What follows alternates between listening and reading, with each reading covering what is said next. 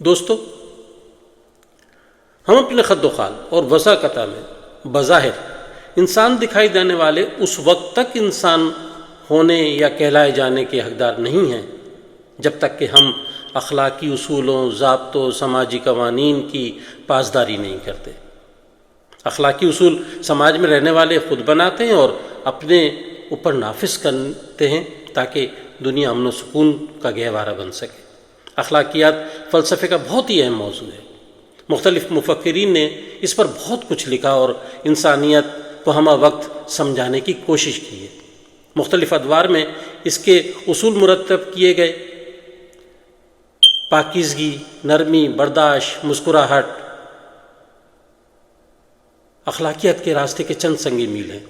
ایک فرد سے دوسرے فرد کے تعلق میں یہ بہت نمایاں نظر آتے ہیں، اور یہی وجہ ہے کہ فرد کی زندگی سے جڑے ہوئے معاملات اخلاقیات کا بنیادی موضوع رہے۔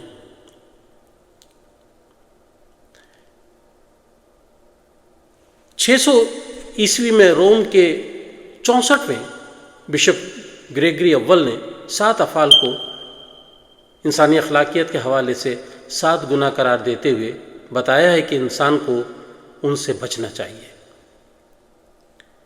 آئیے ہم ان 7 برائیوں کو سمجھنے کی کوشش کرتے ہیں۔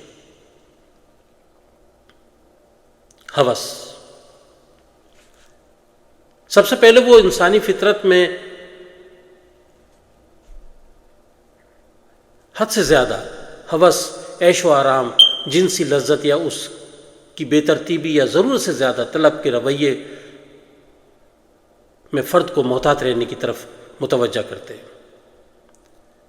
بسیار خوری، دوسرے وہ کہتے ہیں کہ فرد کو اپنے کھانے پینے میں متوازن ہونا چاہیے، یہ صحت کے لیے بھی نقصان دہ ہے۔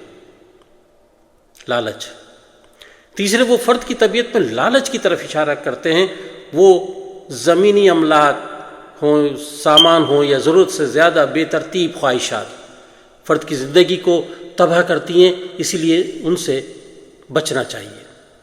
کاہلی، چوتھی بات وہ کاہلی یا سستی کے بارے میں کہتے ہیں اور آگاہ کرتے ہیں کہ امور کی انجام دہی میں کوتاہی در حقیقت روحانی بے حسی کا سبب بنتی ہے۔ غصہ، 5ویں برائی جس کی وہ نشاندہی کرتے ہیں، جو فرد کی زندگی کو تباہ کرتی ہے، اسے غصہ کہا جاتا ہے۔ بدلہ لینے کی ضرورت سے زیادہ خواہش یا ایک مضبوط بے قابو ناراضی